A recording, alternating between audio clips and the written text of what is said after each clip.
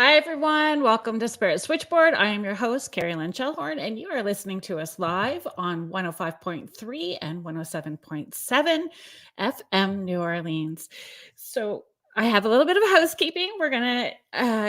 There are some issues with StreamYard on Facebook right now. If you guys are trying to watch on Facebook and having any issues with that, please head over to YouTube channel. You could go to the UFO Paranormal channel, or you can go to my channel, which is Kerrilynn Spirit Switchboard, and watch us over on YouTube as well too. You can give permission if it is working on Facebook. Give permission. Head over to StreamYard, and you can give them permission to use your name and photo. We'll know who we are talking to if you do that. Hi, Joni. Astrology meets true crime. You guys don't want to miss this show. Hi, Denise. Hi, Contessa. Joni has a show, Astrology Meets True Crime. It has switched over to Wednesday evenings with the Rift Nation Network. And it's great. And if you guys head to her website, Joni has a class, Astrology 101, that she's going to be teaching. If you are not in Kentucky, because I'm not, I'm up here in Canada, but I signed up. I'm going to be doing it. She's going to be doing it live in person at Joni, what's the name of the store? You're so welcome. I'm sorry that I can't remember the name of the store, but if you are out of or not in the Kentucky area where she lives, you guys can join in through Zoom. So I'm going to be there. Silver Wolf Treasures and Gifts. It'll be a good time. And Joni's podcast is amazing. If you like true crime and you like anything astrology, it's a great. May 11th from 3 to 5 is the Zoom class. Hi, Jackie. Hi, Kathy. Oh, good, Denise. Thank you for letting me know that it's on Facebook now. That's brilliant. Thanks so much. I'm going to bring on today's. Oh, okay. Teresa Leduc Chalmers Cowley. I'm coming to New Orleans October 30th, and I'm looking for recommendations for paranormal investigations. Well, we'll see if anybody has any recommendations for you. You know who you could also reach out to is the Enigmatic. Enigmatic. Oh my goodness, they were on the show too. They're paranormal investigators. So, but it's Enigmatic is the name of their group, and they're from New Orleans, so they may also have some suggestions for you as well too. Today on the show, we have Paranormal Theory. They formed in June of 2023. They've visited some of the most haunted places of the East Coast of the United States. And we have Emily and Ryan joining us. Hello. Hi, Emily. Hi, Ryan. How are you? Good. Where are you guys joining us from today? New Jersey. That's awesome. Good old Jersey. That's fun. You know what, Anthony? Thank you very much for joining us today. I'm not giving messages today that way. We're just going to be talking about some paranormal experiences, and we're not giving messages from the other side. But thank you for being here.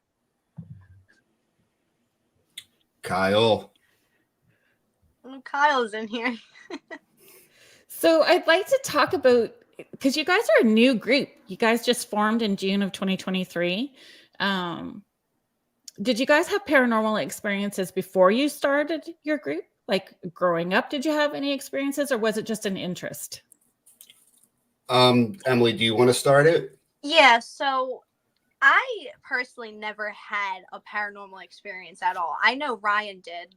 For instance, Ryan's my brother, and I get told these stories like, oh my God, guess what happened today? I swore I heard something. I'm like, oh, no. Like, I used to be straight on not believing in the paranormal. Like, I was so against it.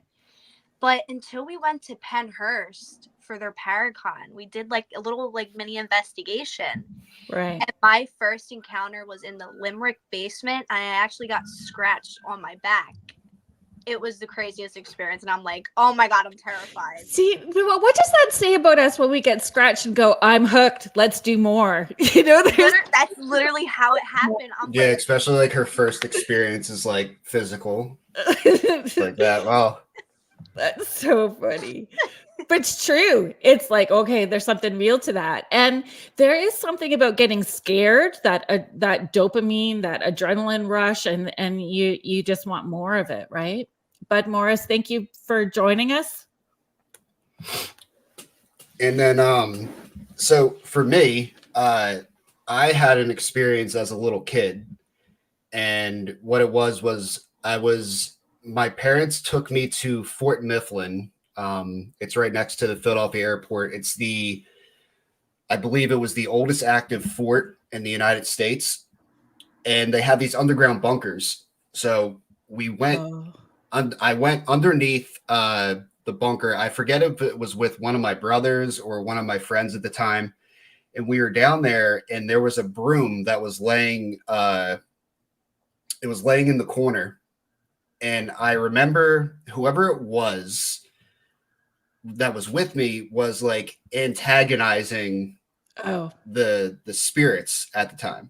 Right. And we saw this broom get lifted up into the air and then tossed into the middle of the room, and we ran out. So ever since that, I've been like super interested, like what was that? And it's kind of evolved into, I mean, we'll get into how we started the team, but yeah, I that was like my first experience. I must have probably been like 10 or 11. Oh, fun. And that's kind of like, I have always been able to see and talk and connect to people that are crossed over from the time I was little. So my first experience in seeing spirits was, I was very young and connecting. I think I was about 5 at the time. And so my kids, this is like normal for us, you know, having those sorts of experiences. But even like my sister would have experiences, but she doesn't want to, but I drag her to places. Like, so like, I'm like, come on. So we actually are doing an investigation at a house next weekend, and she's tagging along, and it's under duress. So I'm waiting for the phone call from my mom going, make sure that you protect your sister. So do you get those same sort of, like, if your sister's going out with you, or you guys better be careful? Do you get that kind of parental? Yeah, we kind of get that, you know, because you're going into these abandoned places where some places don't have that, you know, those security cameras around. You don't know if people are in the buildings, which, you know, like that's kind of like our biggest fear. Safety is an issue. Yeah, safety is a big issue in the paranormal world. Like, I feel like with these buildings, they need to have this kind of security, because people are going in and like trashing these places, and it's like so much history behind it. Right. And depending on where you are too, some places do have security and other places don't. And depending on where you're going. And we do not encourage people to do any trespassing, have permission wherever you're going. We don't encourage that. Yeah. So we've definitely been to some places where it's definitely safe from trespassers. And then we've been to places where it's kind of sketchy. Our thing, like our morals that we do, is we do not trespass everywhere that we have filmed at, or took pictures, anything. We have permission from the owner. So I know a lot of teams and all that, and you'll see a lot of YouTube channels of people just videotaping themselves trespassing. We don't do any of that because it gives you like the paranormal community a bad rap, you know. Because that's a federal offense. Like, you can't be doing that. Yeah.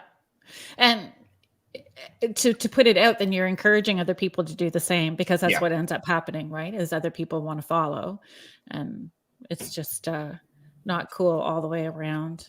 Teresa's asking, have you ever been to Savannah, Georgia? Not yet. Yeah. We want. I like that answer. Not yet. Yet is always like my favorite thing to add at the end. It's we have we're kind of putting plans together slowly about getting down into the south. I know St. Augustine area is going to be a big area that we want to do, St. Augustine Lighthouse.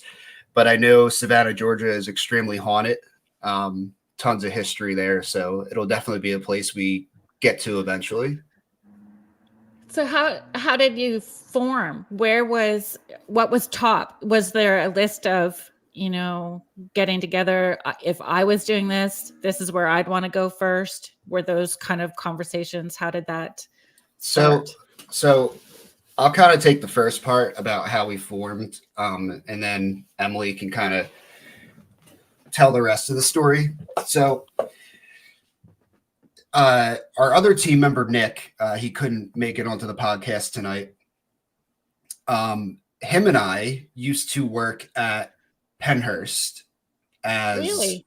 So he was working security at the time, and I was one of the haunted actors for their haunted attraction they do in October. Oh, fun. So we were doing that, and we always heard about people like they can come here and investigate these buildings. And I've had my own experiences at Pennhurst just working, not even like looking for the paranormal, just right.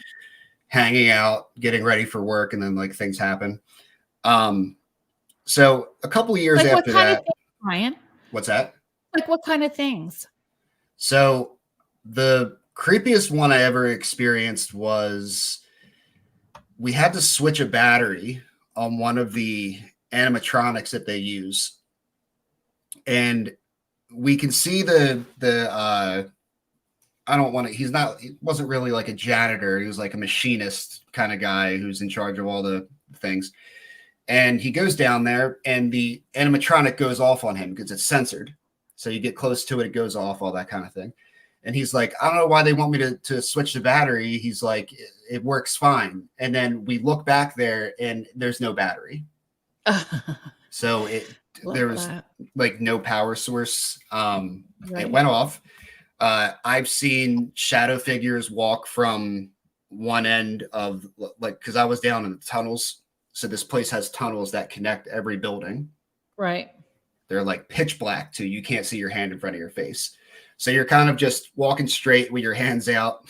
And I would see these shadow figures that were the size of like little kids. And they would go from one side to the other and then just disappear into the wall. And like, you can't see your hand in front of your face, but if anyone's ever seen a shadow figure, they're like darker than dark. I was just going to say, like, it is unbelievable. And you don't forget it because it is darker than dark.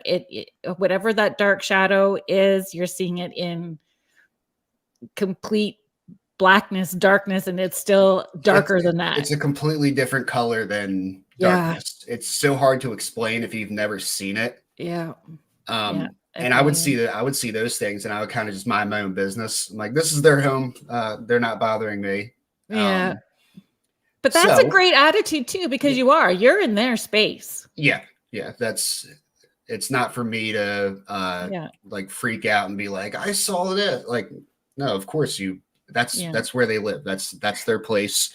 I'm not going to, bother them. They probably don't like having a Halloween thing. I've always kind of thought of it that way. Mm-hmm. I don't know. I think that it plays a part in the energy that builds up for sure. There's lots of opinions about that, right? Everybody's got a difference of opinion about doing attractions in a place that has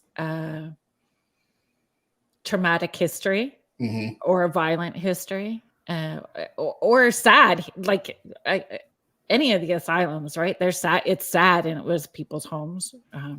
So the funny thing about Pennhurst though is it's called Pennhurst Asylum, but it was never actually an asylum. It was Pennhurst State School and Hospital for the feeble-minded, I believe. Don't quote me, but I believe that was the actual name of it. And still sad. Still they were. I don't know if you know anything housed about in not good conditions, right? Yeah, I don't know if you know anything about like eugenics and all that, like the whole eugenics movement, but that basically started at Pennhurst.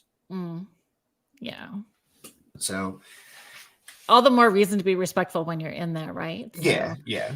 And there's nothing bad there. We've investigated that place probably 5 or 6 times. Yeah. Even though Emily got scratched, you have to understand that a lot of these people were nonverbal. So here's an interesting thing with that too. We're gonna pop this up. Hi, Deb. Thank you for being here. One of my favorite people. She lives in California. She's saying, truth, I've spent time at the Whaley House here, and they, meaning spirits, are not happy at the Halloween events. They feel it's disrespectful. And depending on if those spirits are, they've not transitioned, so it's not like they're just coming there to hang out there. If they're stuck in that in-between space, like, do they really understand what's going on as well too? And is that traumatic for them? Yeah, because I have a whole theory behind like what these spirits actually see. And it's interesting to think that way.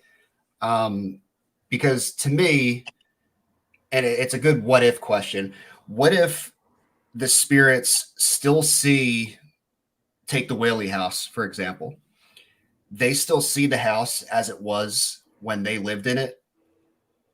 And they're getting glimpses of us. Oh yeah, totally. In their time. I am all down with talking about that as a theory too. Like, that we are the ones. And I think too, when you catch that, or when you hear people catching those EVPs where they're talking like, shh, they're looking at us. Yeah. Like, we are the layer that they are investigating, yes. know? And I think it's super interesting, but yeah, I don't know. But it's great, to have those different, Deb's just saying exactly. Jackie White is actually asking, what does that word mean? Eugenics. So, let's try to keep it short because this could be hours long conversation about the eugenics movement. So they believed that they could basically eradicate a mental issue, a race. So Hitler. We're going to be careful where we go with that too. Yeah, but that was their belief, that they creating the ideal that they could eradicate a whole race. Yeah. Of people. Yeah. Pennhurst started that.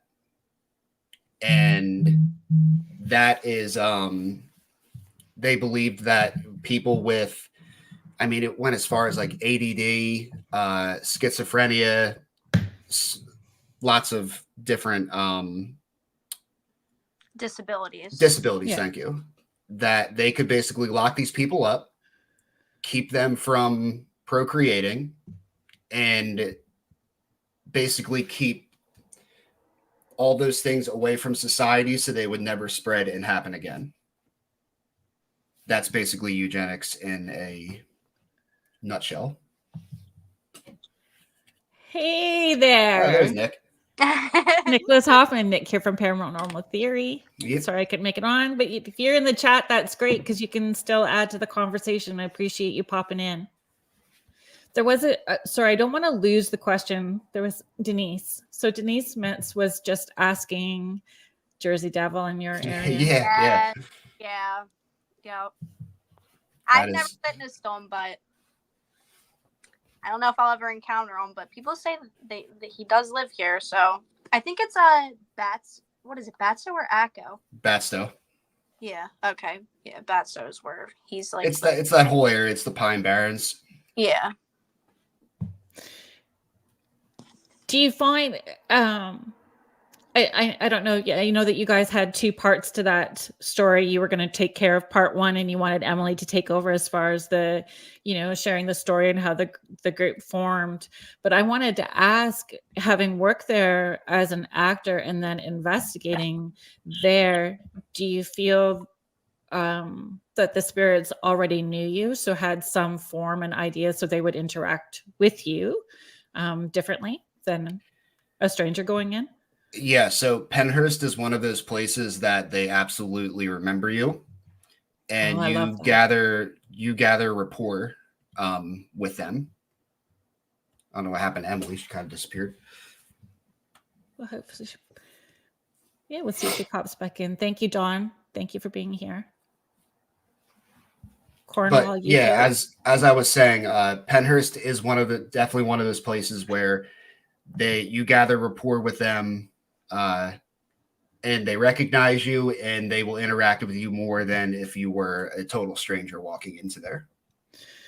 So again, that that kind of adds to that theory of, are they there investigating you too? Like if they're asking. Yeah, it's like if we're the spirits to them. Yeah, we're in their space. It's like a weird time lapse thing. Nick is just saying they definitely do remember you. The one spirit remembered me from working there. Yeah, and it actually came through on our spirit box, and it said, he's like, do you remember me? And it came through and it said security. Oh. So it knew like even the uniform that he was wearing. Wow, I love that. So if we're running with that, Teresa's just saying we must freak them out. Yeah. But I think if personalities and qualities of a person stayed the same, then you would have people that are interested, people that are not interested, people who are leery and hang into the back until they see what you're all about. Observers, people that observe, see what your intention is like as well too. And naming the group, and because you originally had a different name, did you not? Yeah, so we were originally Operation Syndicate. And then switching over to Paranormal Theory. And if you don't want to go there, that's okay too. Like, was there a reason behind switching it to Paranormal Theory? Do you want to talk about that? Yeah, so 2 reasons. First reason was we believe that most of the evidence and ideas behind paranormal investigating is a theory. Yeah. Because it's all trial and error. There's no one who's really a complete 100% expert. And if they say that, they're lying to you. We have so many questions. Yeah. And I feel like we spend our time here on Earth, especially as investigators, learning what we can, knowing that we're never going to know 100% of it. Yeah, I agree with that wholeheartedly. And the second reason we changed it is because the YouTube algorithm. And put the word paranormal in there. Which is a thing. It's so true. Somebody told me if you write a book, if you using or a name of anything, if you have your name towards the top of the alphabet, then it's more acceptable. Like people find it easier. So I mean, all those things do matter. And coming up with names for stuff is hard. Deb is just saying some of the Whaley House spirits remembered me too in a kind way. They understand intent. I agree. Yep. They understand intent as well too. And then if they understand intent, whatever energy and intent you go in with, is that what you're going to receive back? So if you go in all angsty and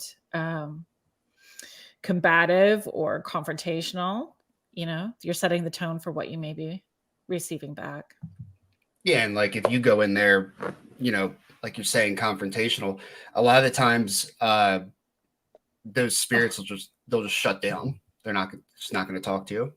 I agree. Teresa is just saying, I felt that if I was dealing with someone from the early 1900s, they treated me the same from that time period. Example, a lot of butt grabbing.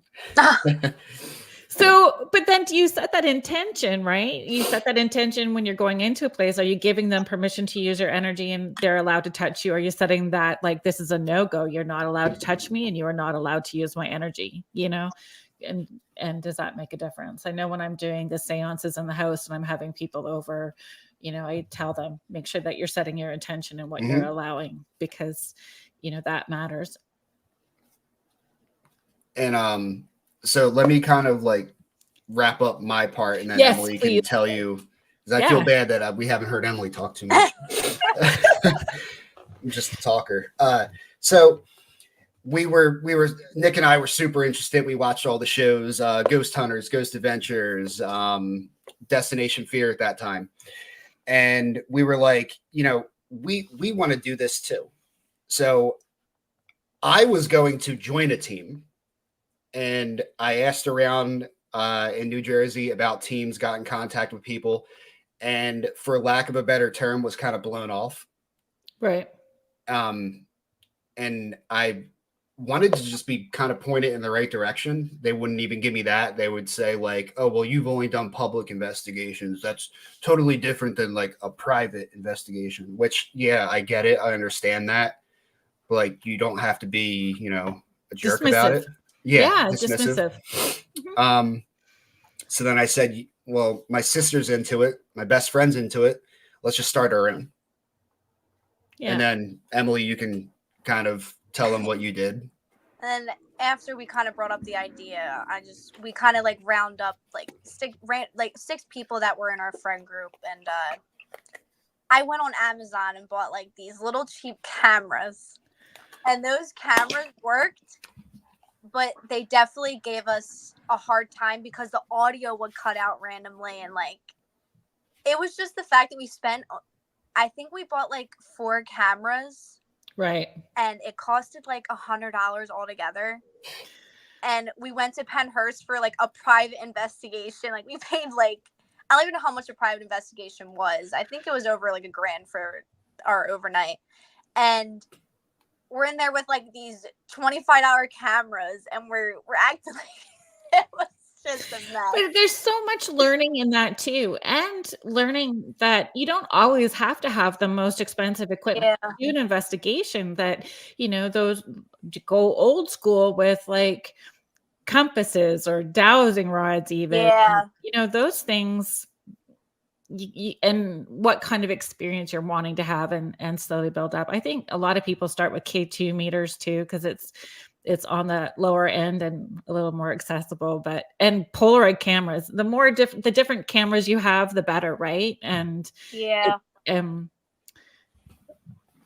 sorry. Let's see. Thank you, Nick, for sticking in the chat and keeping adding to the conversation. Nick is saying Emily is the one who pushed us to be a team and got us moving. That's awesome. Yeah, the one who was not with the paranormal. I'm still scared till this day of it. I don't know what it is. But I think being scared and facing it, like scared and still doing it, is still showing respect, is still having a sense of wonder. And that's what I think. We always have to have a sense of wonder, Like we can't, think that we know it all. And I understand and appreciate, Ryan, like when you're saying there's, people that dismiss, and even if they were more transparent, if people would be more transparent, hey, look, we're an established team and we don't have the time or the energy to teach somebody new right now, then you could take that on the chin. Like that's at least something is respected, like respectable, and it's transparent. It may hurt, but at least it's honest. When someone's just rude, then it doesn't, I don't know. I get a bit of an FU attitude when stuff like that happens, and I'm like, I'll show you. I'm just going to go do it. That's what you did, right? That's basically what we did. Yeah. Yeah. I think the most difficult part when we were forming the team is definitely trying to work together. We did hit a couple bumps during that time, which, it happens. Some people just can't work together as others when we're trying to, grow a business, I guess, which you would call it.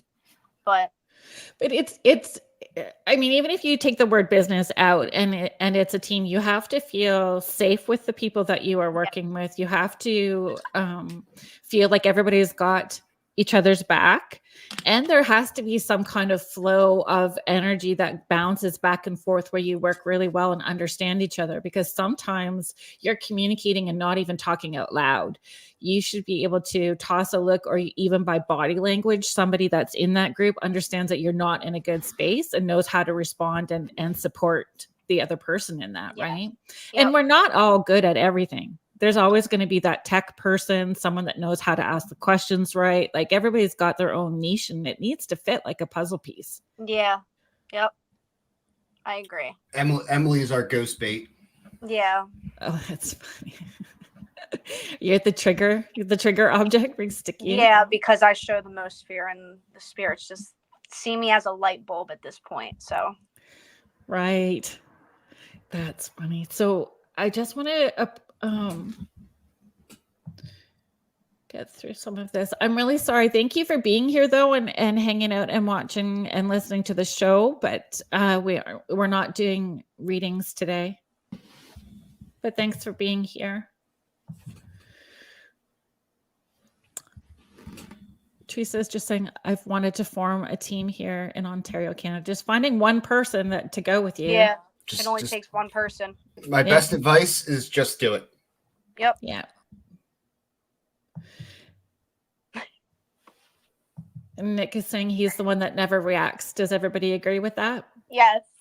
I've seen him react to things. Wasn't really paranormal, but we didn't know at the time. Right. So basically, I always said if I saw Nick react to something big happened. Right. Because it's funny. It's like you have Emily who will react to pretty much any noise. I'm more of like I'll hear it, notice it, and then kind of try to figure out like, okay, what was that? That's kind of weird. And Right. Nick is very like stoic in the way he carries himself. Right. And we were at Hillview Manor, and we had it was me, Nick, and Emily walking down this hallway, and Emily was in the front. I was in the middle, kind of next to Nick, and all I had for a light was a little IR camera. So I'm looking through a lens, screen that's like that big, and I could see Emily in front of me. And when she turns the corner, she screams and like drops to the floor. So I'm thinking like something's standing there or whatever. So I like fall back into the wall, and Nick does the same thing. And Nick's like all tense up against the wall like that. And we're like, what, like, what's wrong? And it was a bat. Oh. That flew at her. Yeah, that still would scare me too, though. But she screamed. And we didn't expect it. And I can't see anything. I didn't even know where I was. So it's learning how to scream what it is. Spider! Like, oh, no. This was just like a murderous scream. It was so bad. Oh. But funny. It was Yeah. funny. And that's the thing. Like when you get scared and then you laugh, right? But I think sometimes that charges up the energy in the space too when you have those big reactions, or whether it's laughing or a scream. I think that stuff, Oh, yeah. Most definitely. amps things up in a space. Our biggest noises have come from times that Flying we're puppies. not actually like in flying puppies. I always tell her that. I'm like, the bats are so cute. I don't know why you're scared of them. But yeah, the Wow. biggest noises we've ever heard have come from times where we're not actively investigating. Like we could just kind of be standing there talking to each other. Right. And then like something loud happens. So I find that interesting too. Like when I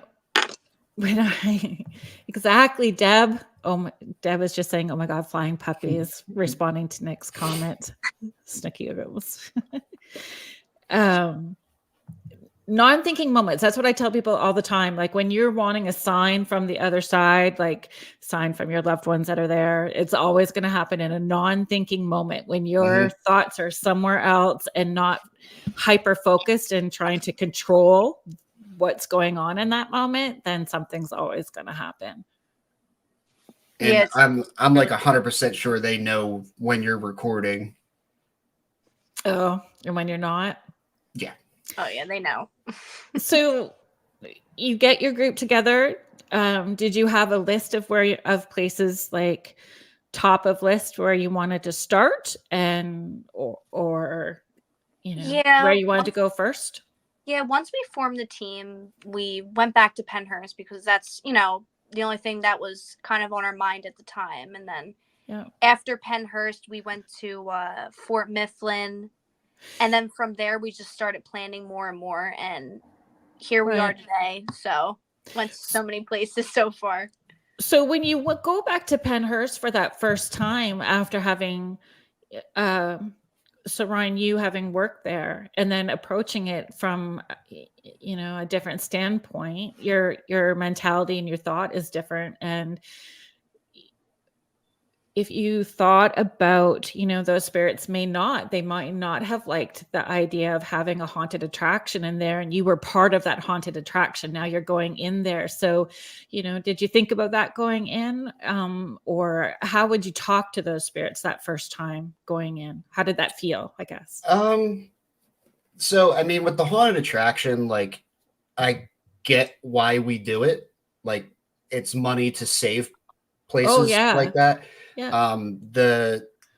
The city that Pennhurst is in, Spring City, Pennsylvania, they do not like that place, and they've been trying for years to tear it down for apartment buildings. So their Halloween attraction is most of the money that they get to preserve that place, and they've actually like built a museum with some of the original things. They still have their pictures, Right. People's like stuffed animals for kids and all that. So like I get it.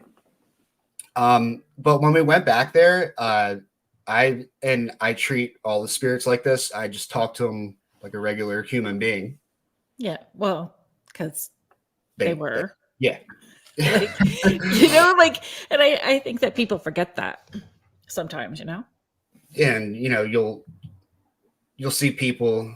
Was that Nick say? I always paid my respects to the spirits every time I came and left. Yep. Yeah, that's another thing is like people have this infatuation of taking things from these places. Yeah. Tell me more. So they think it's okay. They're just going to pick up a rock or a piece of brick from the corner, or like, what do you mean take something? I've seen people like take original things from these places. Do you think that there's more education needed? And again, if we're coming back to security, is it about security needing to keep an eye on stuff like that a little more? Educating people about why that's not one, it's historical heritage too, disrespectful.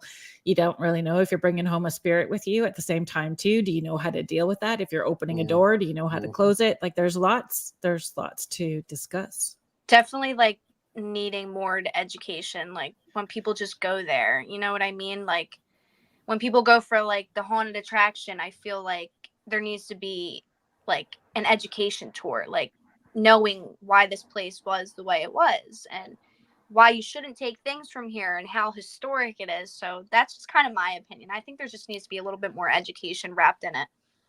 Yeah, and respect. Yeah. I find that sad and mind-boggling. And I guess if you don't think that way, it's hard to wrap your head around, right? That you have to educate people that way. Nick is chiming in. Please don't take original objects from location. Spirits could be attached to it. Yep, don't take them. And again, opening a door. That some people like that though. They're like, oh, I want to have like this attachment. But that's all good and dandy until it's something malevolent, and now you can't get rid of it.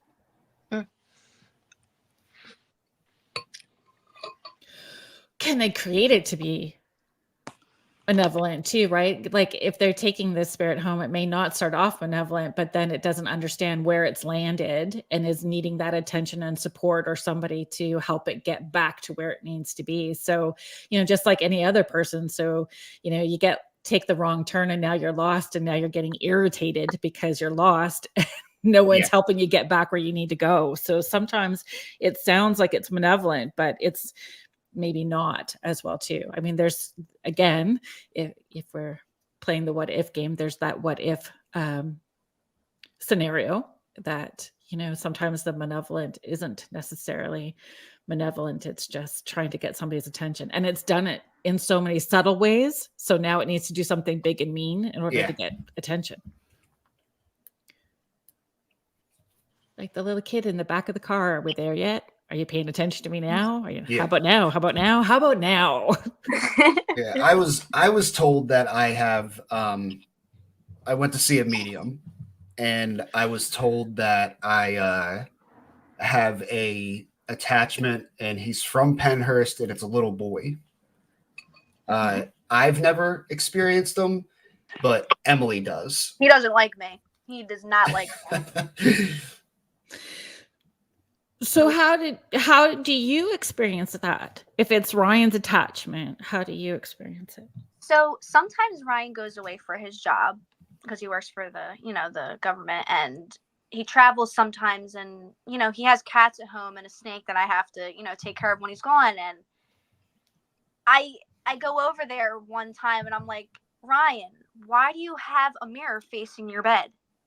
I'm like, as number one, you don't use a mirror when you're sleeping. Like, there's no need for that. I think a lot of people understand that. And Ryan's like, oh, I never had anything happen. I'm like, okay. So I just left it alone, and I slept over, and I woke up at 3 a.m. and I saw something standing in the corner, and I immediately screamed. It was like 4'8", and I immediately turned on the light. I screamed. I called my dad. I said, Dad, there's somebody in this apartment. He's like, no, there's not. No, there's not. Just put the light on. So I put the TV on 62, watching like a kid's show, and I kept the light on.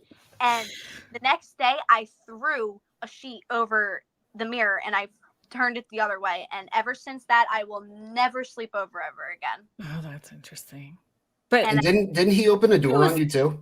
Yeah, that was actually a couple months ago. I went over just to feed his cats because I told myself I will not sleep over there again, and I didn't. I haven't. Sometimes if it's just there hanging out, you just give it the rules. We can coexist. Here's the rules. And Ryan does that for when he leaves. He's like, be nice to my sister. She's coming out, and she's gonna come help the cats and the snake. And I go over there, and I'm sitting on the couch just minding my business, and I hear the door creak open. It's like, and I'm like, that's the closet door. Why is it opening? So I immediately started crying. I called Nick. I'm like, Nick, there's somebody in here. He's like, what are you talking about? It was so bad. Oh. He never bothers. I think it's just... He never bothers me though. I've never had an experience here. So interesting. So you've not tried to figure out maybe what he's needing or what he's wanting? If he's so I was told that he just likes to stick around here because he sees me as an older brother. Yeah. And that he's like super happy that he that I went to the medium and they were able to tell me like what he is, and they say he bounces a ball and he likes to cause like mischief. Like he's a prankster. That's probably what he was doing. You stick some chocolate in the corner with the here you go, we're gonna like bribe you a bit. No, Emily? But then it was interesting because I was told, and it makes sense, that he doesn't leave the apartment. He doesn't follow me. Yeah. So when I have to go over there and feed the cats, I walk in and I say, leave me alone. I don't want any issues with you. Just leave me alone. That still sounds like a sibling relationship. Like combative sibling relationship.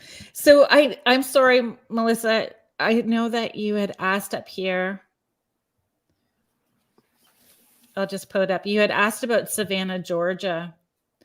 And we had that question a little bit earlier too, so you might have not seen it. So I'll just put it up here because I see that Nick is responding to you as well too. Savannah, Georgia has a lot of activity. Have you been there? So you guys haven't been there as a group, correct? Not yet. Not yet was the response. And thanks, Nick, for responding to Melissa. He's just saying I visit there every year when I drive to Disney. I did a ghost hunt tour when I was there. Really interesting places in history. Melissa is just chiming in on that. So we have like a bucket list, right? Of haunted places that we want to film at. So we already did one of them, and that was Sweet Springs Sanatorium in West Virginia. Emily is in nursing school, so she wasn't able to make that investigation. So we are going to go back and do a round 2 at that place. Right. But in July, we have Trans-Allegheny Lunatic Asylum. Right. We're planning on the Conjuring House, Hinsdale House. Hinsdale House is something else too. You ever hear of the Garnett House? Mm-mm. In Kansas? It's supposed to... So for everyone watching, we are very careful with the demon word. We use it very sparingly. But the Garnett House is said to have something that is not human. Right.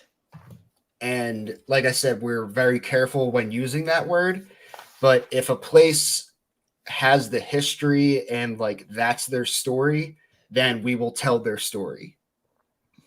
But we don't just go to a place and then like a REM pod goes off and you're like, label the video like demon. No, we don't do all that. Yes. You're not looking for the clicks. No. And that was actually something I had wrote down too. And having that name Paranormal Theory, being open to all the different theories and the what ifs. Could it be this? Could it be this? And that's like, I've investigated a place where it's the first word that comes up through as spirit box, and it's not. It is a grumpy spirit that does not want anybody in that space, and he gets intimidating and aggressive and up in your right at you, and he's not a demon, but he says he is. And not saying that I don't believe in that. I just think there also has to be some a different approach, just because they say it's there. And then what energy are you feeding into it as well too? So if everyone going there is believing that that's what it is, and we're all are we creating that entity to be one because we're all putting our energy into it? And we had that. Didn't we have that happen at Mid Orange, Emily? Remember we were in that cottage and it said demon? Yeah. And Satan and all that. Yeah, that freaked me out. And then it threw a rock. Yeah. Like kind of at us. But like you said, it's not demonic. It's something that's trying to scare you. Yeah. Yeah.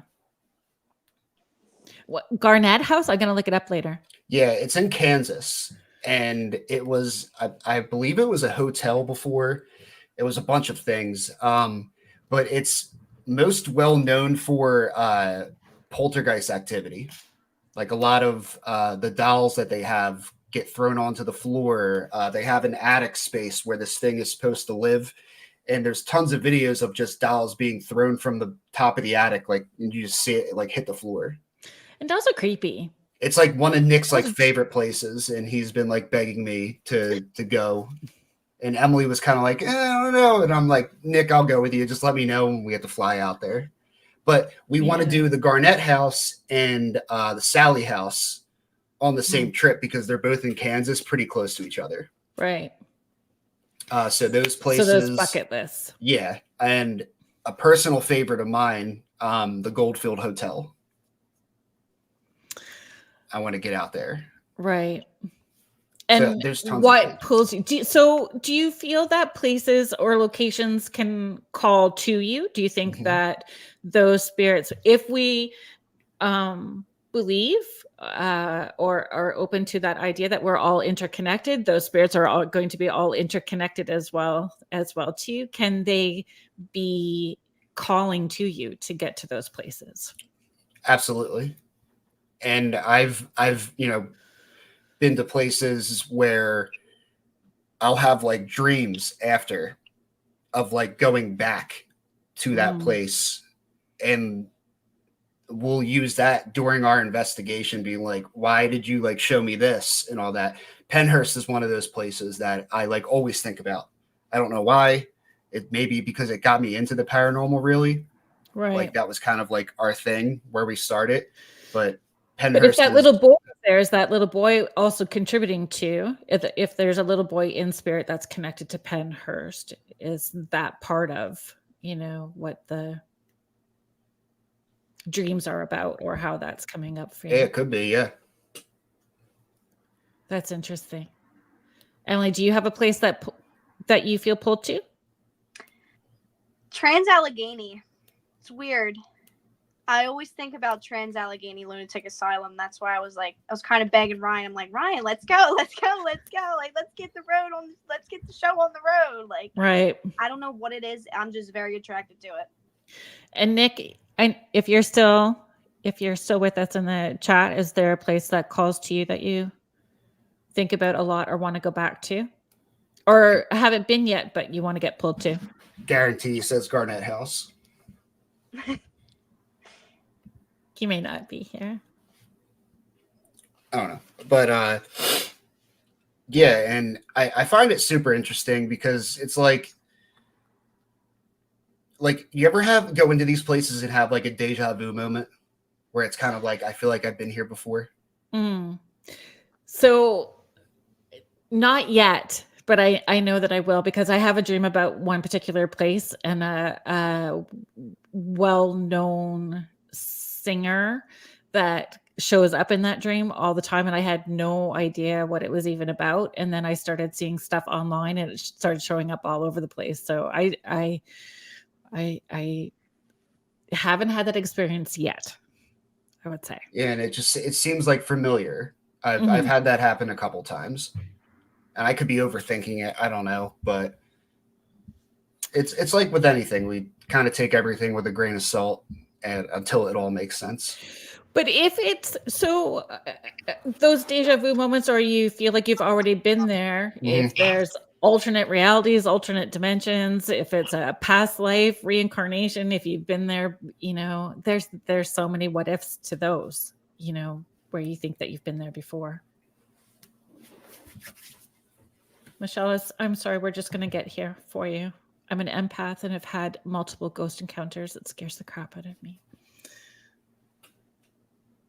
Boundaries, you have boundaries. This other light of mine, if your light is bright, sometimes they're just looking to be heard, right? So letting them know when you're on and when you're not. I want to learn how to properly cleanse my place so it's safe. There's lots of different people that can... Do you guys protect yourselves before you go in? Do you think of it that way? Do you have certain rituals or protection? Do you think about that before you go in, or cleansing after you leave? It's okay if you don't, because I don't necessarily, depending on the activity that happens in a place. I have some liquid smudge, so it doesn't feel like I'm, having to light a smudge so I can have like a clam bake in my car, but it's like this liquid smudge that I'll spray, or even at big events when I'm doing big events, if the energy feels super heavy. But it's usually just stating, you guys are not allowed to come home with me. Yeah, that's what we normally do. Sometimes when I come home, if I don't feel like, if I just feel off, I'll spray my room with sage and spray myself with it. I have like a bottle of it. You'd spray it anywhere. So I sometimes will do that if I feel uneasy when I get home. And I'm going to kind of speak for Nick here, but I believe he has some type of jewelry that he wears for his protection. And I am very big on mindset, right? So I agree with you. I go into these places, and again, we're careful with the word, but say we went to a place that was demonic, all the way up to your regular run-of-the-mill haunts. And my mindset is,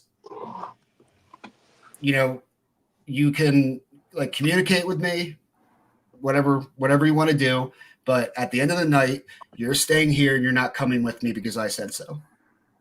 Right. And I believe if you're 100% believing what you're saying, then that's enough. But it's different for everybody.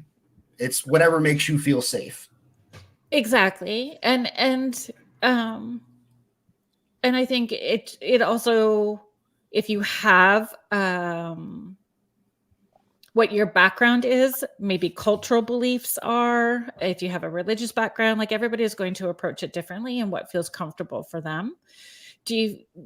And there's no right or wrong, right? There really is no right or wrong. And I think that being open and fluid to changing, because when you start, especially if there's not been any guidance in teaching, because I didn't necessarily have that either, and I didn't have a lot of people that wanted me at the time, because I was a medium, and they didn't want that aspect as part of their team. They just wanted that scientific approach, and not knowing that it could benefit both ways, right? If I'm hearing something and you guys are asking questions totally left field that's not going to get you the responses, but I'm picking up on, the way to guide you to get there. It was just sad to me that somebody like me was left out. It's way different now than what it was, 16 years ago, but yeah. And we just worked on our investigation that will come out on our YouTube channel on Monday. We worked with a psychic medium, Bianca Rose, and it's super interesting the things that she was picking up on that she would just tell me, and then through the spirit box or our spirit talker, whatever, that would come up. right. It would all correlate. And I love that when you have 2 or 3 pieces of information that's validating what the medium is getting as well too. It just, to me, it adds to the credibility, and it adds to the experience of it, right? Yeah, and she described, the weirdest thing was she described my grandma, and we have there's no pictures of her on the internet, because I know a lot of people can be like, well, she probably can look that up and all that kind of. There aren't pictures. Time. And she told us things that she would have no business knowing about. Got a fly. So that was pretty cool. And that comes out Monday. You guys are Yep. You've done all your editing. You're going to upload it on Monday. I'm finishing it. I do all the editing. Because that's a whole other part to it, right? Michelle is just saying, I get deja vu a lot, and I constantly dream a lot almost every night. You guys, you know that you can also ask for a night off with that too, right? Like if you're getting a lot of stuff or downloads, interactions, astral traveling, any of that stuff, you can ask your divine team to give you the night off that you don't want. You just need a night so that you're not grumpy in the morning and can face the day. But on Saturday, if they want to come in, they can come in Saturday. You can set those rules and boundaries. It almost seems like they're trying to give her a message. Yeah. For sure, give a message, but also, if she has this little light of mind and she's an empath, if she's not stating, this is too much for me, they think that what they're doing is okay and it's working. So they just keep doing it more. So you have to tell them this isn't working for me. Yep. Joanna's just saying, I have an Indigenous background. I have been a gateway at a very young age. What do you think you've learned? How have you grown as an investigator from the time you started to where you're at now? Definitely having a more open-minded to things. Going in open-minded. Going in open-minded? Yeah, because I used to, how I told you, I didn't really believe in the paranormal, but now I keep my mind open to this kind of stuff because I've had the experiences, and it's just cool to keep noticing it and taking it in and putting puzzle pieces together. I have such an open mind now about this stuff. Do you think, Emily, that you've grown more sensitive and more aware? Yes, a lot more sensitive. Yes. Because I think that happens for a lot of investigators as time goes by. You become more sensitive and going, yep, this feels like there's something in the room, or I feel pulled in this direction. You start paying attention to it a little bit more. Yep. I truly believe it is a muscle, and you use it or you lose it. And the more that you use it, the more that you get. Yep. As far as spirits go. And you learned that you were an empath. Yeah. We you didn't know that. Yeah, I had no clue. I was in, what do they call it? An empath. And I was and then I started reading books about it, and I just became so much more sensitive to everything. You're in nursing. I know. So I'm just going to tell you, if Deb Morse is still here, you can chime in, because Deb's background is also nursing, also a medium, and then went in. She is also a lawyer as well too. So wow.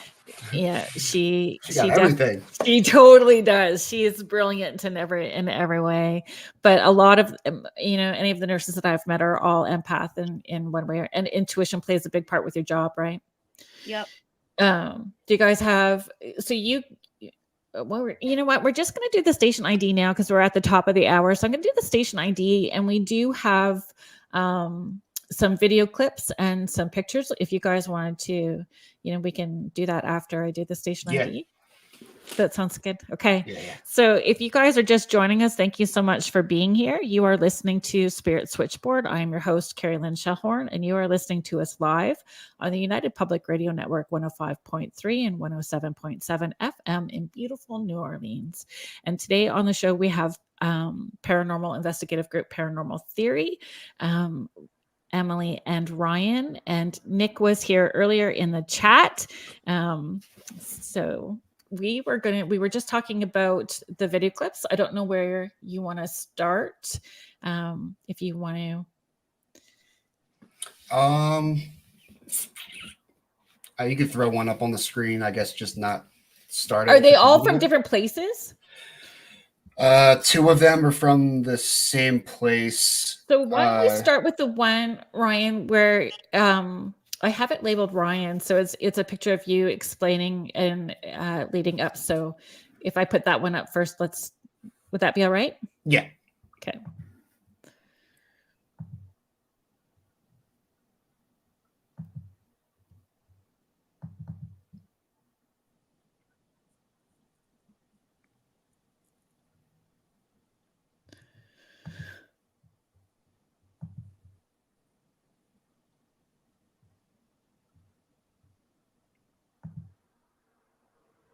There we go. Thanks for being patient, everybody.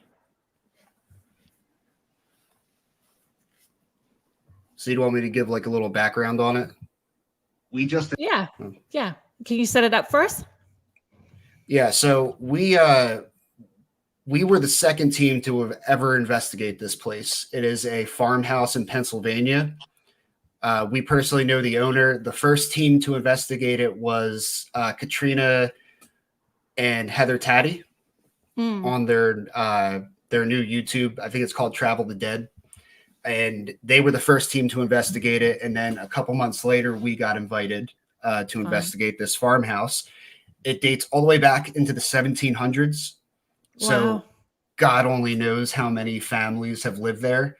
But the owner, Bryn, has a horse stable.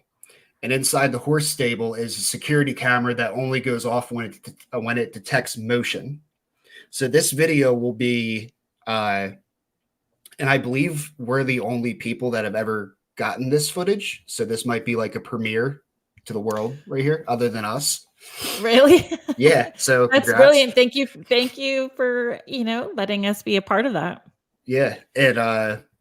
But this was, so basically the camera went off and it started recording because it detected motion, and you're going to hear probably the loudest music you've ever heard. And the owner, who I know personally, like they're a family friend of ours, so there's no reason for her to ever lie to us about something like this. You're going to hear music, and it sounds like it's from like the 40s. So I listened to that, and I don't even know if that's the 40s. I think it's earlier than that. Yeah, I don't know. 1920s is where I thought, or I picked up. It's super creepy though. If you've ever seen like the movie Insidious, it reminds me of that. It is. This video gives me the chills. Okay, it's ready. Just investigated a haunted farm where we were the second team ever allowed to film there. Listen to this music that the homeowner caught on their security camera. No one was home, mind you.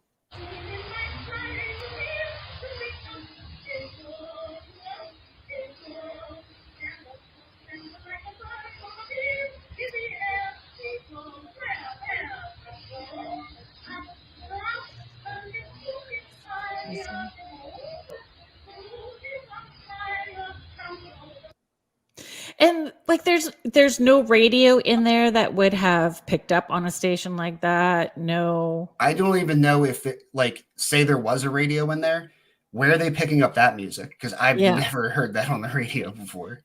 Yeah. It'd be interesting to find out what song that was.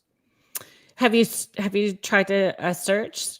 I've tried to listen to it and like pick up on some words, and I know like the one part it's like up, up, up we go, and that's all I can really like gather from it.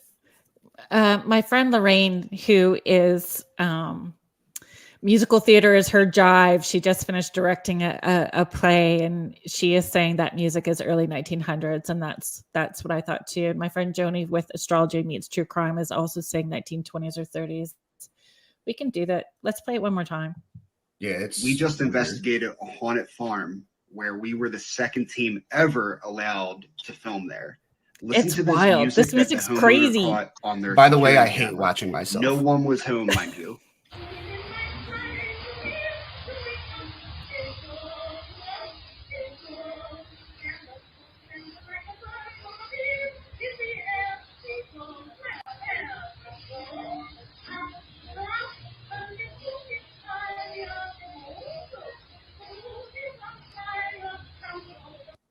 And a lot of times that music was attached to like a movie, right? They were all musical movies at that point.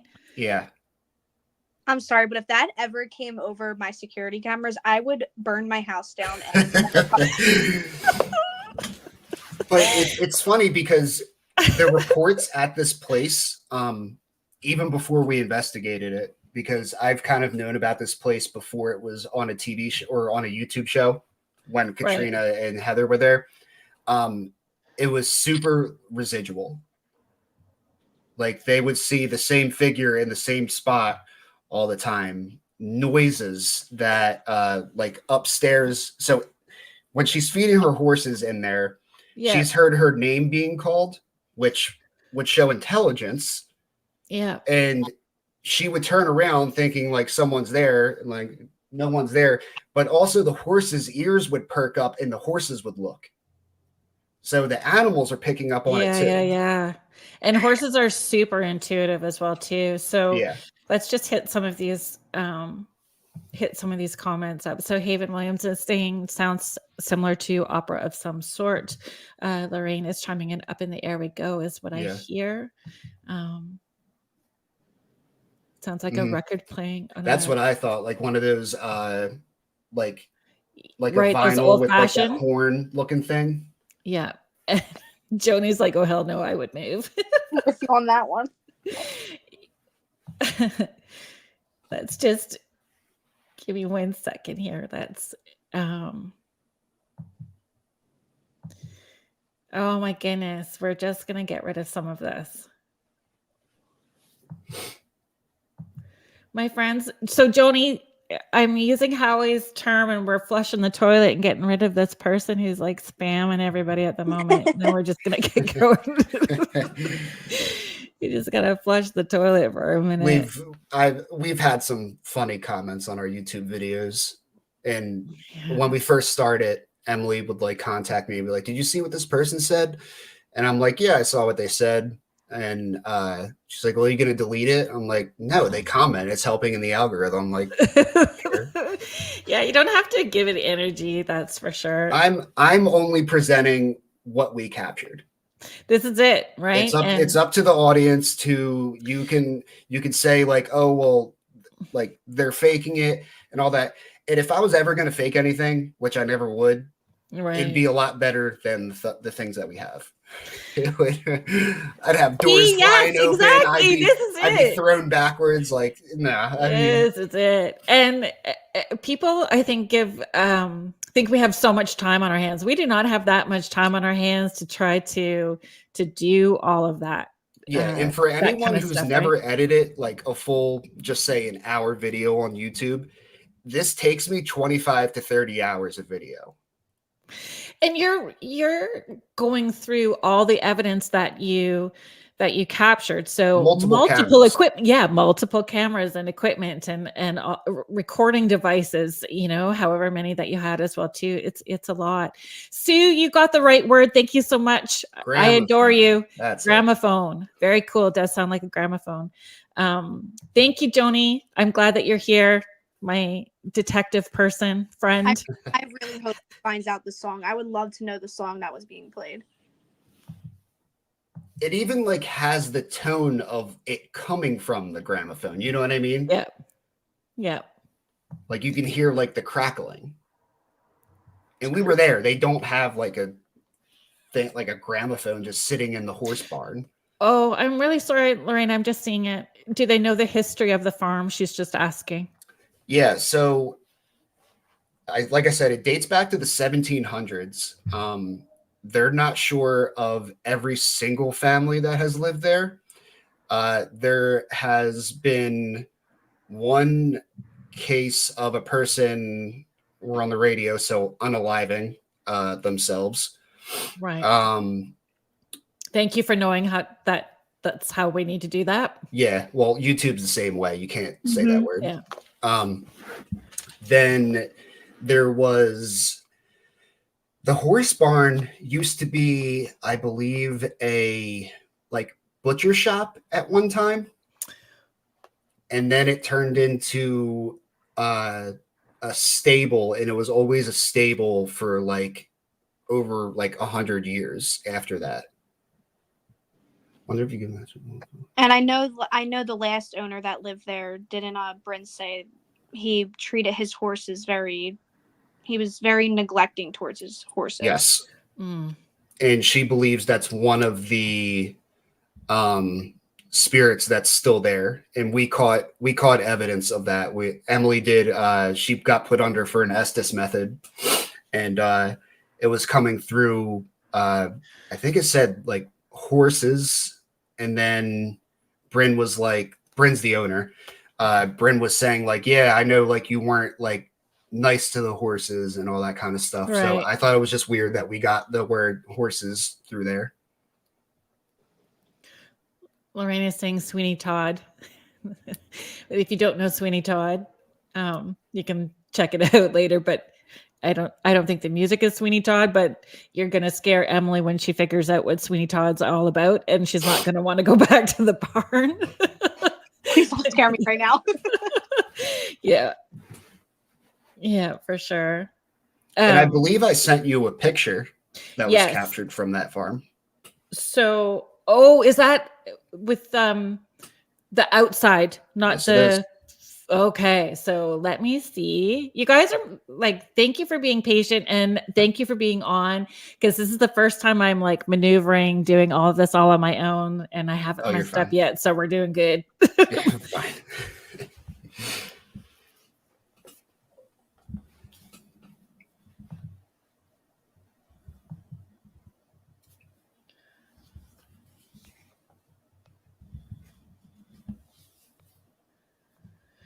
Because I was, yeah.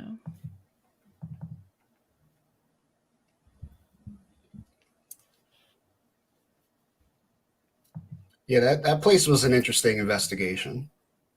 Mm-hmm.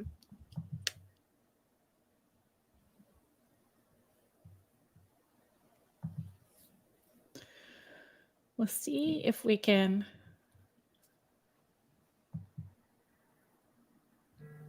Make it bigger. This is the one, Ryan? Mm-hmm. Yeah. Like I saw it right away. I don't know if you want me to keep going and making it bigger. You can just see it right there. So, and to us, that's always like the hallmark of a good picture is you don't have to point it out. No. And I didn't even have to enlarge it either when I got that. So the story behind this is the same farmhouse, and Bryn, the owner, it was like a night that it was like kind of foggy and the moon was out.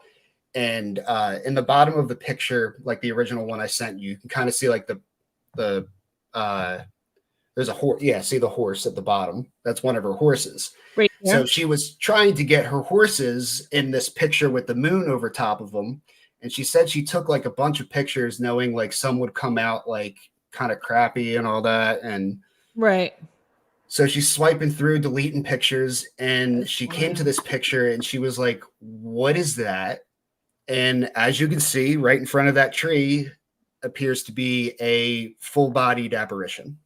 And that makes the music creepier. Like this picture with the music is horror movie worthy.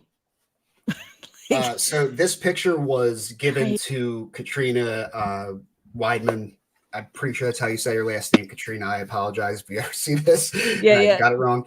And Heather Taddy when they investigated. They took this picture to their people, and it came back that they could find no wrongdoing in the picture, meaning that it was not messed with. This was taken, and what you see is legit what Yeah. was captured. And if she was taking pictures in succession, right? So it wasn't, you would have that before and after. She said she took like 80 to 100 pictures, just like real quick going through. Right. And that was the only one that had that in it. The coolest thing about it is the woman that unalived herself. Right. Her name was Ginger. I can't give the last name Yep. out of respect for the family because they kind of still live around that area. Yep. But that would have been in the area where they found her because she did this on the property. That doesn't have does that have a female energy to you? I think it is. Yeah, it looks like a female wearing like a nightgown kind of thing. So on our spirit talker, Emily and I knew about the woman in her name. Mm-hmm. Nick and a person that was investigating with us at the time didn't know anything about it. Right. Remember the Spirit Talker app? It's a $4 app that you can buy. I was super skeptical about it. Right. But it came through and it said Ginger. I have never heard that app ever say that. And then it said in the trees, and that's where her body was found. They knew nothing about it. So when they got it, they were kind of like, that's weird. And then they told me, later on, and I'm like, hold on, wait, what did it say? Yeah. And I told them about the story. When it all combines together, right? Yeah. Like when you have multiple equipment picking up. And especially, so is that something as a team, does one person know maybe the history going in and not everybody? Does everybody know the history? Do you research before a little bit? Do you find out after? How does that process work for you? I'm big on research, so I do most of the bookings and everything. And once we book a place, I like to watch other investigations that have been there, along with obviously the history of the location that I'm going into, because I want to know what I'm walking into. Yep. That particular investigation, Nick is usually there for the interview, but he wasn't because he was helping the person who was with us. They had car trouble, so he was out helping her, and he wasn't there to learn about the history, at least that deep into it. Right. Lorraine is asking, which, don't apologize for asking questions. I'm really grateful that everybody's here participating in the show. So she's asking, when did she alive herself? Do you know when? So this would have been, I want to say mid 1900s. I don't know the exact date though. Yeah, I don't either.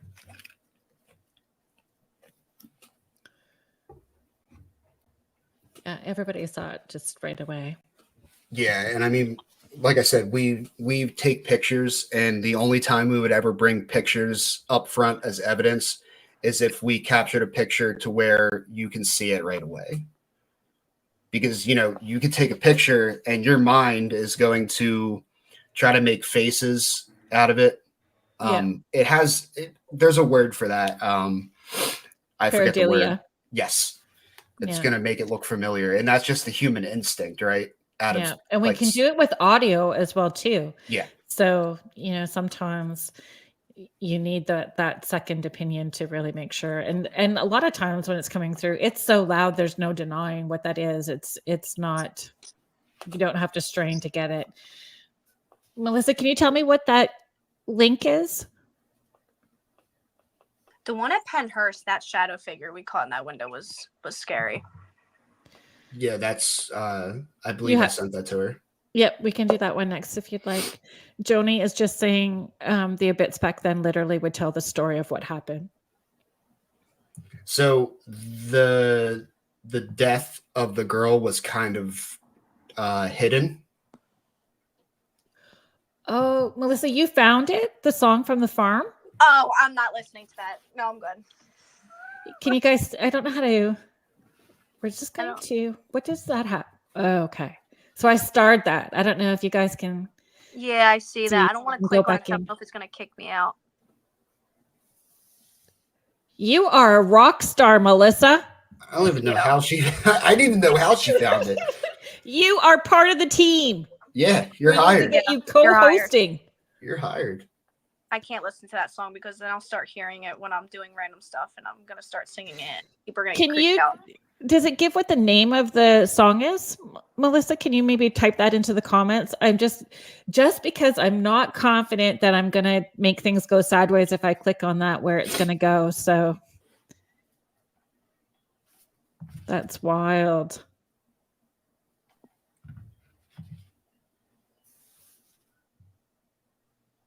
Yeah, I would like to know the name of the song and when it's from.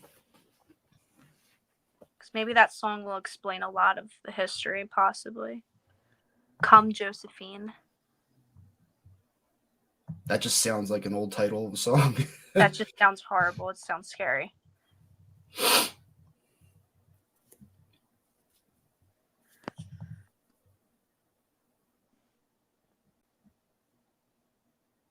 If I'm reading it correctly.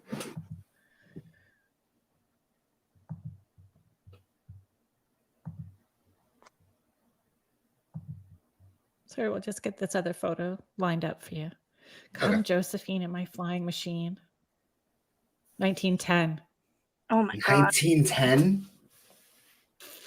Blanche Ring, 1910. We're So I all guess going to be that- looking it up after. Yeah. But I guess that kind of takes Oh, away like Can you, Joni? That would be pretty cool too. So Joni does forensic astrology. So Okay. she takes those traumatic events and she looks up the events through the astrological lens. She said if you Mhm. get a date, I can always do an astrology event chart. It will tell you something if you can get the date. You guys will have to hook up with Joni because she'll be able to help yeah, fill in some of the gaps of information. Bryn. Haven Oh, is saying if you look up Blanche Ring, she's in a white dress as well too in the photos online. Hmm. You're going to tell Bryn this. Yeah. So this is at Penhurst. Do you want me to bring that up a little bit more? I mean, closer to you. I can see it. Yeah, I don't. Yeah. Yeah. Story from this one was, I believe, our second time investigating Penhurst. And usually when we're there, we'll take pictures and video for B-roll. Right. And the teammate at the time, the original picture was a picture of the whole building. Took a picture of the whole building, walked off, did whatever for more B-roll and all that. When we were going through the pictures in the editing process, he was like, wait, what is that? And we zoomed in and this is what we saw. Wow, eh? And to me, that looks like a man. Yeah. That is just staring at us. But it's super weird because it's like almost like half of his face isn't there, or it's darker than the rest. It's shadowed on that one side for sure. So we also went back to this same location, took a picture in the same type of weather, same hour in the day, and all that, to make sure it wasn't the sun reflecting off of something, kind of giving a figure. And when we took that picture, there's nothing there. It just looks like an ordinary window. Right. So we tried to debunk it. Yeah. And that's always good. One of my best friends, we do this thing called we call it the Pioneer Cemetery Crawl through the summer. So we investigate the Pioneer cemeteries, and she caught this photo, and I call it a hellhound. I don't know what else it was, and she did the same thing. Like we went back same time of day the next day. She took a picture. There's like no shadow, no nothing. And it looks like a hellhound. That's what it looks like. We caught something. Yeah. And I mean, these pictures, like we took this picture. That is the only time we've ever captured something like that. Like, I just want to stress Wow. like how rare It is. those things are. Yeah. Yeah. And I don't think people necessarily realize either. You do an overnight. If you do an overnight, you may get 2 or 3 pieces of something that's really good. And there's still hours of time where nothing is happening. Yeah. You are doing a coffee run, a snack break, got to go to the bathroom, keep awake. Like, there's lots. It's, there's a lot to it where Yeah. nothing's going Our on next too. video, for Sweet Springs Sanatorium that comes out Monday on our YouTube channel. That video, I want to use the right word for it. You're going to see what an investigation, like a true investigation, looks like. Because did we capture evidence? Yeah, it's really cool evidence, but it was also a slower night. Right. And that's then what happens in real investigations. Like, it's not exactly. Yeah. And it's hit and miss in planning. So we're trying this theory, we're trying this approach, and this isn't working. Do we need to change our approach? Do we need to readjust or realign? Or wait it out. Maybe it's just going to be one of those nights where they're not wanting to. Yeah. There's one place that I used to go to frequently, and you would just know, okay, it's a hide and seek night tonight. And and that's exactly what would happen. There'd be nothing, and you'd hear a noise at the opposite end. We'd go down to the opposite end, nothing, and then the noise is back over here on the other side. So it's like they're just toying with you, right? Yeah. And they're not there for your entertainment, right? No. So No. I think a lot of people, if they're going to get started into paranormal investigating, they have to just, I guess, kind of set your expectations. I don't want to say low, but like, I say high understand- intention, low attachment. Have a high intention. You're going Yeah. in with the right attitude, and just to have whatever the experience is going to be with no attachment to what the end outcome is. Yeah. Yep. It's the best way to do it. Because like I said, we've experienced like our craziest things when we're not really paying attention. Like, we could Right. just be like taking a bathroom break, or for example, at Sweet Springs, they have in their gear room, they have like beds made up so people can actually like take naps or sleep before they leave or whatever. So it was probably 5 a.m, and we were laying down for an hour before we had to drive home. It's about a 6-hour drive. And everyone else is asleep except for me. And I'm like laying on the couch, and there was this huge bang, like a crash from the 3rd floor right above the gear room. And I mean, this thing was so loud that it shook the walls. And I thought someone was trying to break in. So I'll get up, and like we're kind of like looking around. We're like, all right, well, there's no sign of like someone trying to break in. But that was like, it was like a super slow night. And then it's kind of like you're not paying attention to it. And just randomly at 5 a.m, that sound happens. Wow. So I don't know what it was. Our cameras, unfortunately, were not running at that time. So it's kind of just a fishing And story. maybe that's what they wanted, right? They just wanted you to know, yep, we were here the whole time. We were here the whole time. They're going to do what they want when they want. You just have to be in the right spot at the right time. Yeah. And Nick is back. He's saying, be honored for everything that happens on an investigation, which is so true. So true. And even if you don't, have so much of an experience, they're still listening, watching, observing. So still saying, thank you very much for heading out, know?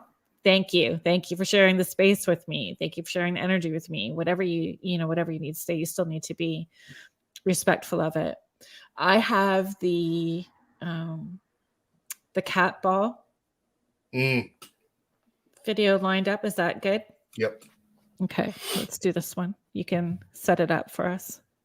So you guys are about to see the first time and only time so far that we've gotten poltergeist activity on camera in front of us. So this video, I haven't even edited it yet.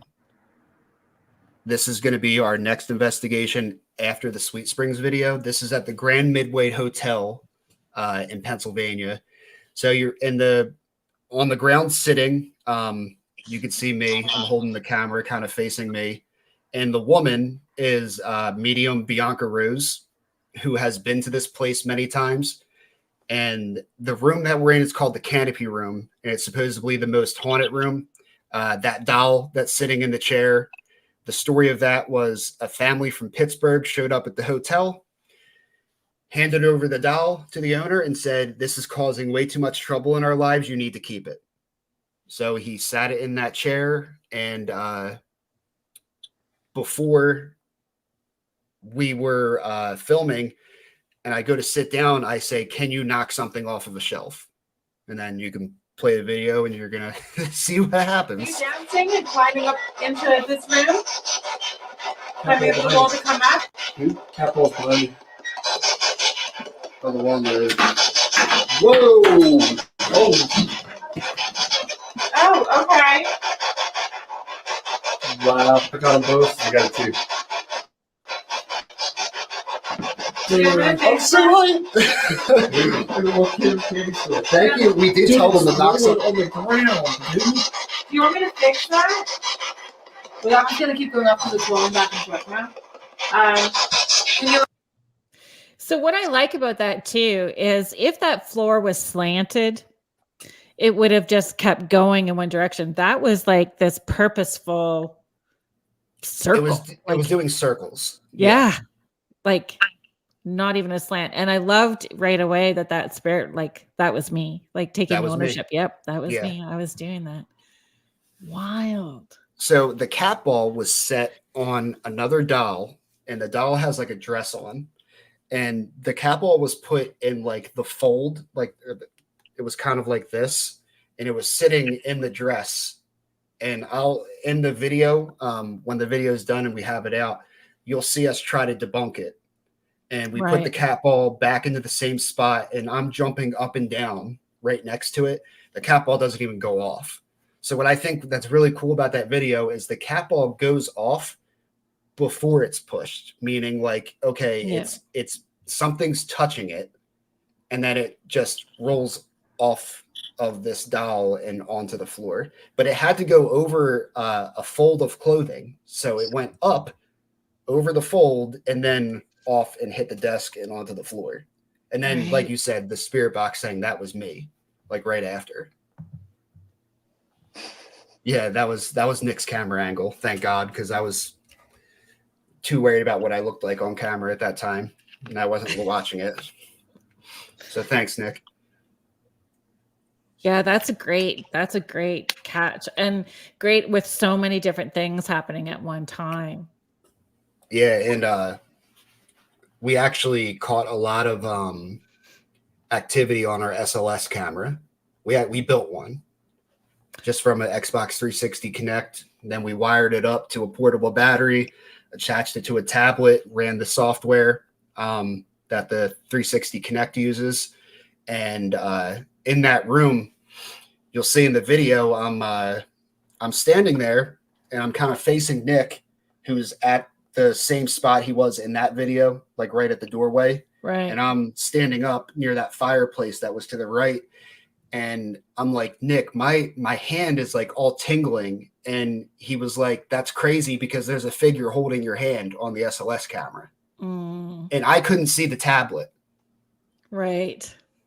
And so I could feel it. It was like my whole hand was freezing and it was like pins and needles just in this hand though. And it's ice cold when they're touching it. It's ice cold. And depending on that spirit, you can feel fingers. Like it's literal for me anyway, when they're touching, it's literal fingers that you can feel when they're mine like anytime I've been touched or like even in that video, it feels like a cold static.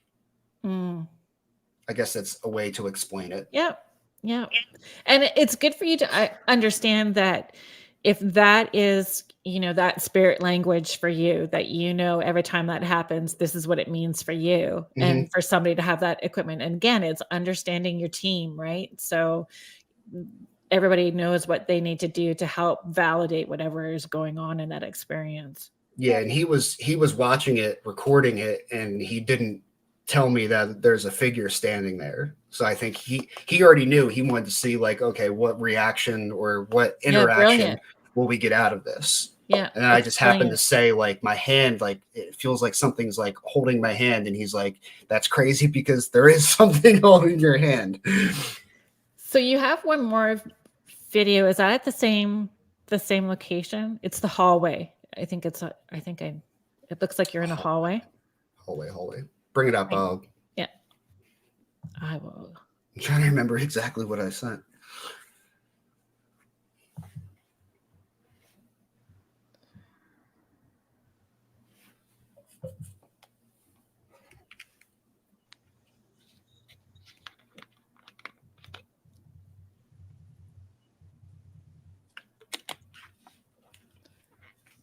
Sorry, got things out of order here, so it's just taking me a second.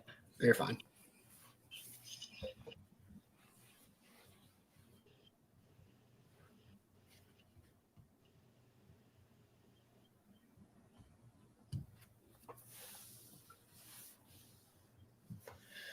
See, there's a faster way of doing this. I don't think there is. So I'm going to ask a question while I'm like scrolling through all this stuff again. Sure. So if you made that equipment, have you noticed if there's anything that influences it?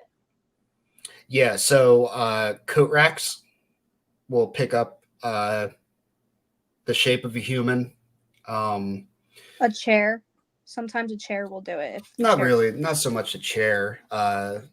Light posts, like not like a light post, but like a lamp, like a tall lamp. So anything that's kind of like skinny and tall can pick up a, I guess you would call it a false positive. So would anything electric? So nothing electric, right? So it's just the shape. So it won't get affected by anything. It's just, how it would pick up the furniture or the room, how the room is set up, that kind of stuff. Yeah. So the Kinect throws out like thousands and thousands of infrared dots. We obviously can't see that with our eyes. So this was at Old Hospital on College Hill. And there's going to be a very loud disembodied voice that we hear with our ears, which again is pretty rare. Usually when we get them, I won't notice we have it until I go back in the footage. Right. And so that's something else too to talk about. You may feel like you've done a whole night where nothing has happened, and then you start doing your review and all kinds of stuff shows up. Yeah. And this place was exactly like that. We thought we didn't catch that much, but if like you go watch our video, there's tons of stuff in it. Well, that's probably you dropping it. But I didn't. No, it was on when he picked it up. I saw it. I'm telling you, I'm hearing like Punch. right there.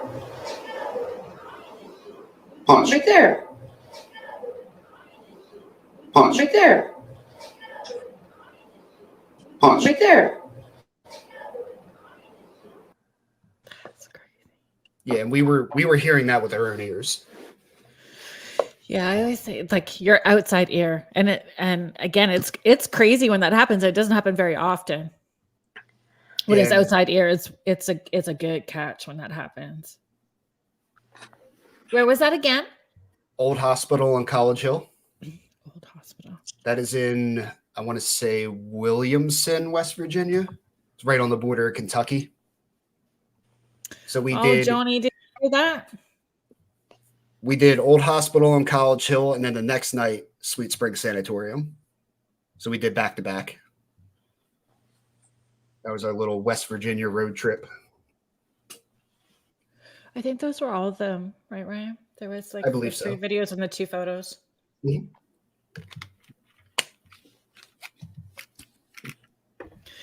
Yeah, that. Yeah, Joni's from Kentucky, so Okay. I know Waverly's out there. Waverly Hill Sanatorium. That's another place we're gonna get to eventually.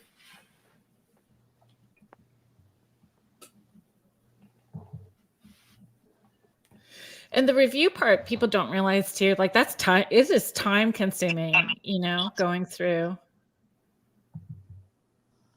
Going through everything. Oh, Louisville, Kentucky. Okay, so he's close to it.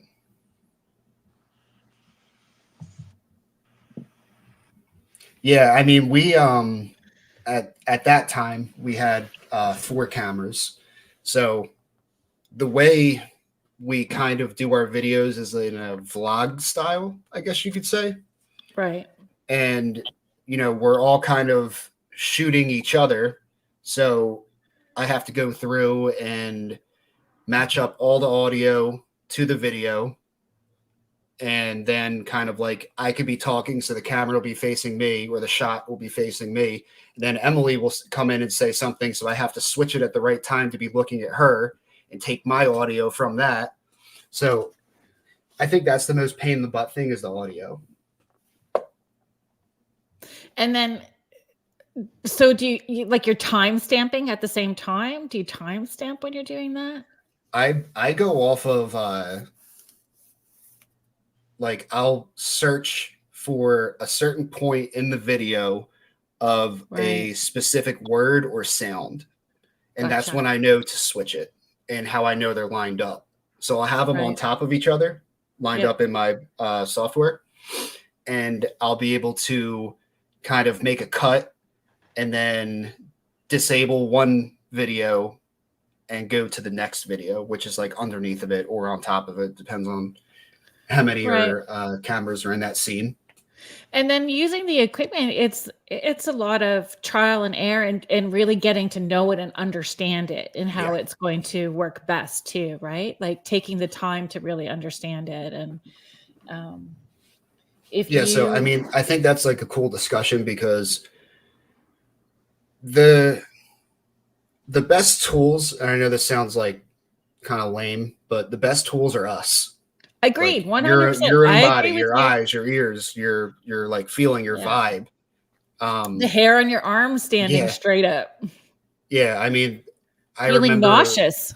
Yep. Sometimes you get into one room and you just suddenly feel sick to your stomach or your head hurts, get dizzy. There's something that's to what it. happens to me. I get the dizziness.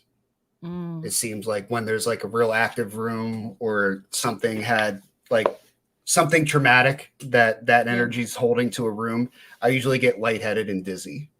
And I think too that people forget, if we're talking about equipment, a notebook and a pen. Emily does that. Emily writes down stuff. Yeah. But it's important, names, dates, because like take Old Hospital in College Hill, for example, right? It's a hospital. How many people have went through that hospital, passed away at that hospital? You could be getting names and you just think like, oh, that's weird. Like the obvious is just saying a name or something. But then we've had times where we've lined up like at the Old Hospital, we got 2 names and then we got what sounded like a last name. So I did research and found out that the names that we got in the last name, it was a husband and wife, both passed away in West Virginia in that area. I love that when that happens. It was just that's super crazy. Weird. Yeah, that's awesome. And you really feel like you've accomplished something too when you're able to, catch that and then do the research and pull it all together, right? To tell that whole story. Yeah. Nick is just saying, I get the fight or flight sense. He's very good at picking up on things. And again, I think it's a muscle. The more that you do, you use it, right? You use it or lose it. And it gets stronger every time you go and the more you do. So those people who, may not or have felt included in groups and want to start, how would you encourage them? What would you encourage them to do first steps, equipment to start with or try? So Get the basics, just the K2 meter and cat balls and a camera. That's all you got to start out with. That's all it is. even the iPhone camera, right? Yeah. Like Yeah. it's good enough. And like what Emily said, K2 cat balls, you can get a K2 and like, I don't know, like 15, 20 cat balls for probably a total of like $30. Yeah. Thank you, Amazon.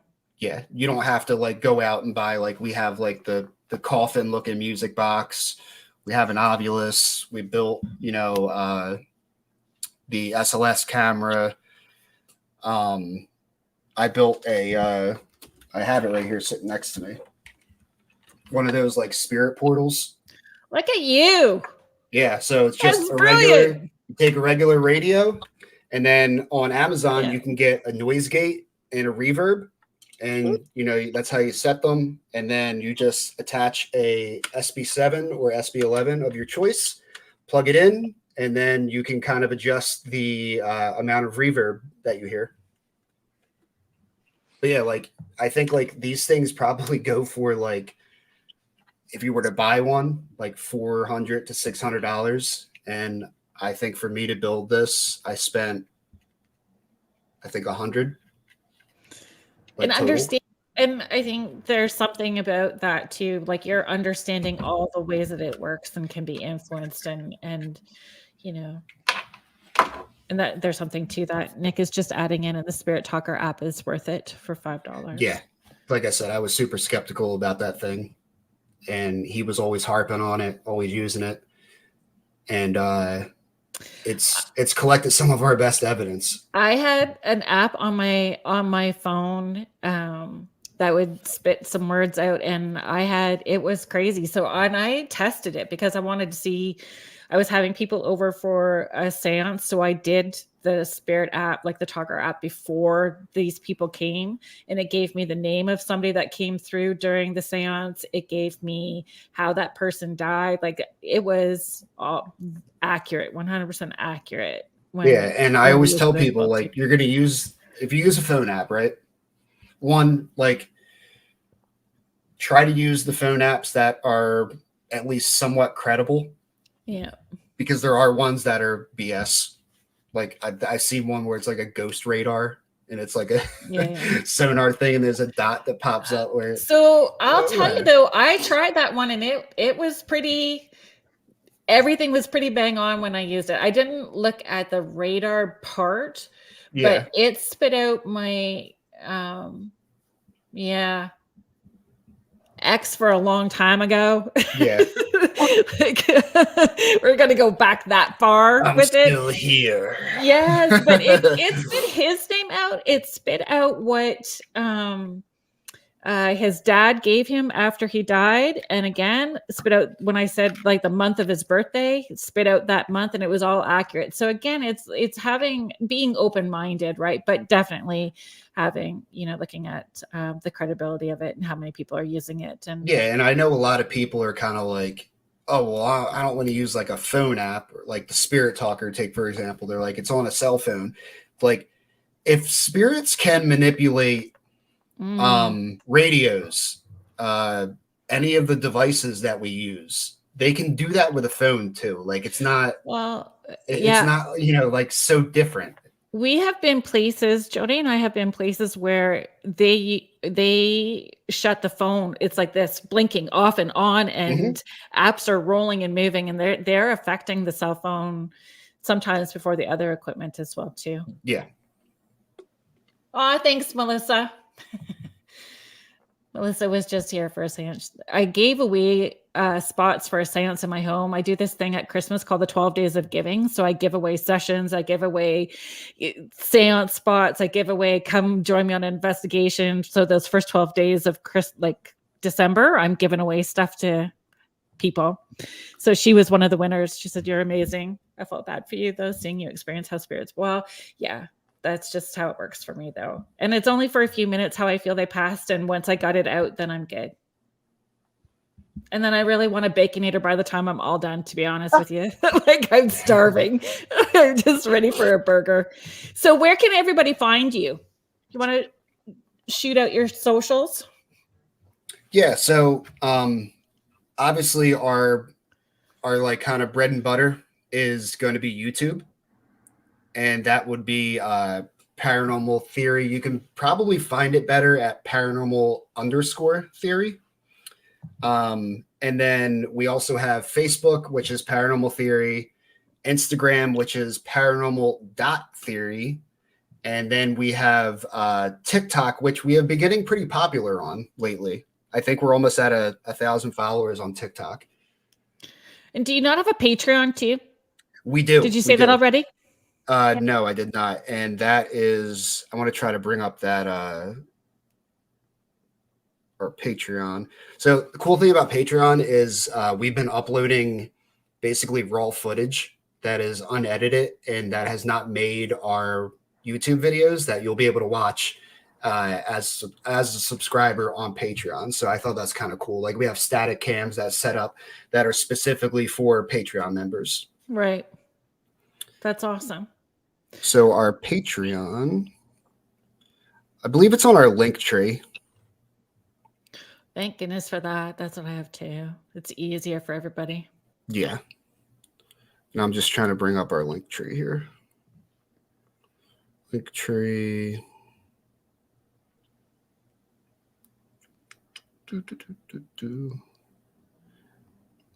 Thanks, Emily, for joining in tonight. Thank you.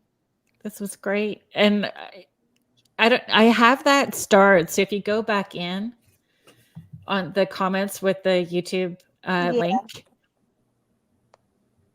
Yeah, so our Patreon is going to be, you could probably just search it as Paranormal Theory 263. I believe that's what it would come up as. And I know that I have it in the show description. So if you do look at, on Psychic Medium Kerrilynn Shellhorn Facebook page, I have all of your social links on there as well too in the show description. And you can also find that on the UFO Paranormal YouTube and Facebook page as well too. So I just want to say a big thank you to you guys. This was great. I'm really appreciative, Ryan, that you reached out and said, "Hey, can we make this happen?" I'm so grateful for that. This is a lot of fun. And anytime you guys want to come back and show your stuff, I'd love to have you back on. Thank you, everybody that participated in the chat. Thank you for all the comments, the questions, and Melissa, extra thank you for sleuthing out the song and putting some puzzle pieces together in that story. That's something that they can look at later. Thank you, Joni, for offering as well too to do some astrology with that case as well too, to fit another puzzle piece in. So I really appreciate everybody being here. Thank you so much to the UFO Paranormal Radio Network and the United Public Radio Network, 105.3 and 107.7 out of New Orleans. If you stay on with UPRN, the Church of Mavis is coming up next with Jeffrey Pritchett. And on next week's show, we have our wonderful network owner, Joe Montaldo, coming on. And we will be talking about all things UFO, alien species, indigo children. We will be talking about all of that next week. So I hope you guys join me again next week. Thanks for being here, everybody. See you next Friday. Thank you.